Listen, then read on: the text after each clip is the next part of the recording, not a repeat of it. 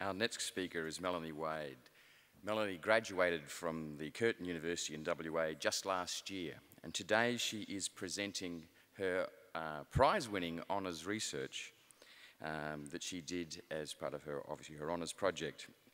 It gives me great pleasure to introduce her to the stage with her presentation on R-static lumbar postures, a signature for predicting landing postures in elite gymnasts.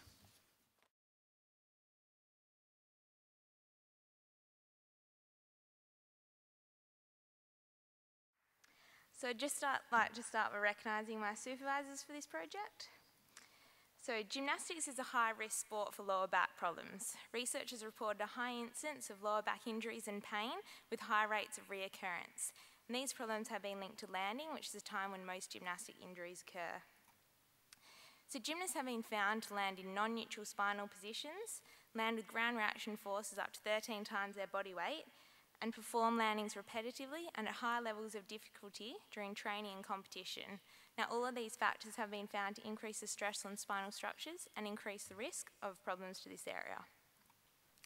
So researchers have found a relationship between non-neutral spinal postures and lower back pain in adolescents, rowers and cyclists. A study by Mitchell and co-workers found a relationship in young female nursing students between their static sitting postures and their dynamic bending and lifting postures. Now, this relationship was only found in the lower lumbar spine and suggests that a posture signature exists in which movement is built on. Now, to date, no research had been conducted on whether there is a relationship between static postures and dynamic loading postures, and particularly in gymnasts. So the aims of our study were to investigate whether a relationship exists in lumbar angles between static habitual postures and dynamic loading postures in female elite gymnasts. And we're also investigating the proximity of the gymnast landing posture at peak ground reaction force to their maximum lumbar flexion. So 21 elite female gymnasts aged 9 to 18 from the West Australian Institute of Sport and a WA leading club were recruited for this study. And all the gymnasts were training at an elite level and had no injuries at the time of testing. Now, data was collected at the Curtin University Motion Analysis Lab using a Vicon motion analysis system. And this is just some of our data presented here. So the gymnasts landed their skills on a force plate, which recorded their ground reaction forces, which is indicated by the red line in the video. Now, we placed retroreflective markers on the gymnast's lumbar spine to create an upper lumbar segment, a lower lumbar segment, and a pelvis segment. And the Vicon system used these segments to create a lumbar angle from L1 to L5 relative to the pelvis, an upper lumbar angle from L1 to L3 relative to L3 to L5, and a lower lumbar angle from L3 to L5 relative to the pelvis. Now, obviously, this is just a simplified description of the angles because the Vicon system actually produced 3D angles to reduce errors associated with crosstalk and soft tissue artifact. Now, to capture static postures, we captured the gymnast during relaxed sitting and standing, and a steady state period of 50 frames was used for analysis.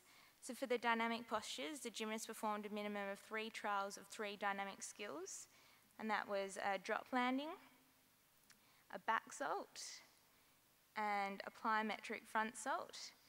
Now, trials are only included if the gymnast landed successfully without taking a step, and the lumbar postures at peak ground reaction force were extracted for analysis. Now, we also captured the gymnast's full flexion range of motion to use as a reference point for the landing posture. So just for statistical analysis, the static dynamic posture relationship was assessed using a Pearson's correlation coefficient, and this scale is just how we describe the magnitude of these correlations, and the differences between full flexion range of motion and landing posture were just calculated in Excel. So I'll now present our most significant correlation findings for our 3 lumbar angles. So first, for the lumbar angle, a large correlation was found between sitting and standing, and large and very large correlations were found between the static and dynamic postures. Now, for the upper lumbar angle, no correlation was found between sitting and standing, and only a few moderate and large correlations were found between the static and dynamic postures. Now, compared to the other lumbar angles, these correlations were not as significant. So for the lower lumbar angle, a very large correlation was found between sitting and standing, and very large correlations were found between all the static and dynamic postures. Now, these correlations were highly significant, with a p-value of less than 0.01. So as you can see, our most significant findings with the lower lumbar spine, showing that a static dynamic posture relationship exists. Now, what these correlations also shows that differences exist in the upper lumbar and lower lumbar regions. So the large and very large correlations in the lumbar spine were only found because of the very large correlations in the lower lumbar spine, demonstrating that a washout effect occurs when the lumbar spine was considered as a whole. Now, the lack of correlations in the upper lumbar spine show that this region is highly variable between postures, and the very large correlations in the lower lumbar spine show that this region is consistent between postures.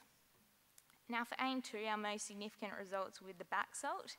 Now, what this table shows is the proximity of the gymnast landing posture to their end of range lumbar flexion. So a 0 value is indicating their end of range, and a positive value is indicating that they landed in a posture more flexed than their end of range. So as you can see, the most concerning results are with the lower lumbar angle. So on average, the gymnast landed just 1.5 degrees short of their end of range lumbar flexion. And several gymnasts actually landed beyond their end of range, with one gymnast landing 11.2 degrees beyond their end of range flexion.